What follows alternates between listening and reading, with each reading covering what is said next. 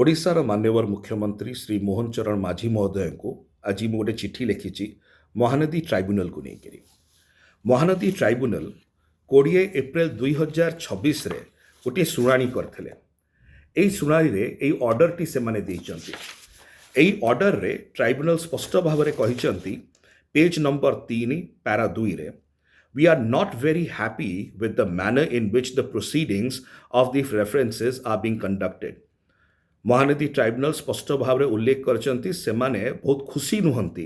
In fact असंतुष्ट अछंती जो प्रकार भाव में प्रोसीडिंग्स गुड़िक अबिका कंडक्ट करा जाउची विथ दिस रेफरेंसेस। तापरे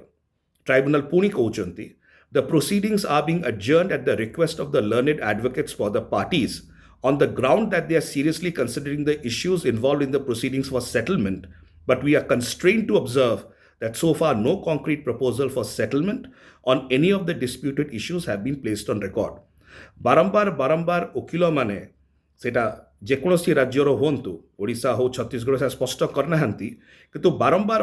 वकिल माने पार्टीज मानकर माने ओडिशा एवं छत्तीसगढ़ एवं अन्य पार्टीज जो माने अछंती से मुलतवी करुचंती, एडजर्न करुचंती, कहते कि आमे सेटलमेंट खोजुचु किंतु अभी पर्यंत आमे अत्यंत कन्स्ट्रेन्ड बोली शब्द व्यवहार करुचंती ट्राइब्यूनल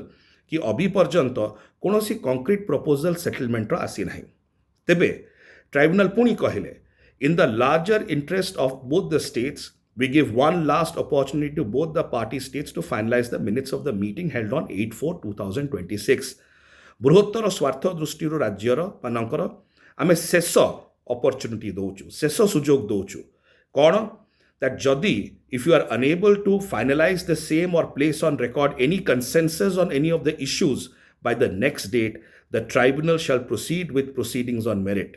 आसंता डेट अच्छी 2 मे 2026 दिन 11टा से पर्यंत जदि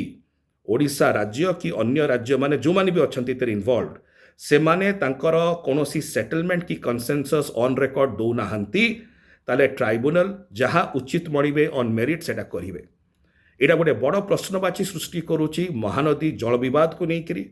एवं स्पष्ट भाव में जनाऊँगी कि अभी पर्यंत ओडिशा राज्य तार विषय को उचित भाव में ट्राइब्यूनल पाखे रखिबारे असमर्थ होउछि। ट्राइब्यूनल यही जो मत रही मतटी पेज 2 एठी सिग्नेचर्स मध्य रही verified copy Etah verified copy of the order रु कहूँ जे ट्राइब्यूनल संपूर्ण भाव में क्षुब्ध अच्छा। मु आशा करी जो चिठीटी मु लिखी ओडिशार माननीय मुख्यमंत्री श्री मोहन चरण माझी को आपण ये चिठीटी को देखंतु, ईमेल मध्य करिछि आपण ऑफिस रे ईमेल पहुँची थिबो सीएमओ रे। मु अनुरोध करुछि आपण को जने ओडिशावासी भाव में जे आपण इमिडिएटली गोटे मीटिंग डकांतु आपण लीगल डिपार्टमेंट, आपण वाटर रिसोर्सेस डिपार्टमेंट एवं जदि किछि आपण मूलचाल भी कर छत्तीसगढ़ सहित चर्चा आलोचना करी जदि कौन समाधान रास्ता खोजुंट ट्राइब्यूनल ऑर्डर स्पष्ट भाव में कहूँ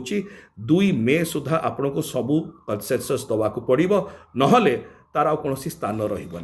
तो मुझे आशा करुच्ची जदि ऑर्डर टी आप पाखे पहुँचनी माननीय मुख्यमंत्री महोदय ये ऑर्डर टी को मगातु आपण लॉ डिपार्टमेंट रु एवं या उपरे तुरंत कार्यानुष्ठान ग्रहण करंतु नले ओडिशावासी क्षतिग्रस्त हेबे, आमर महानदी पानी क्षतिग्रस्त हब, अधेरु अधिक ओडिशा क्षतिग्रस्त हब।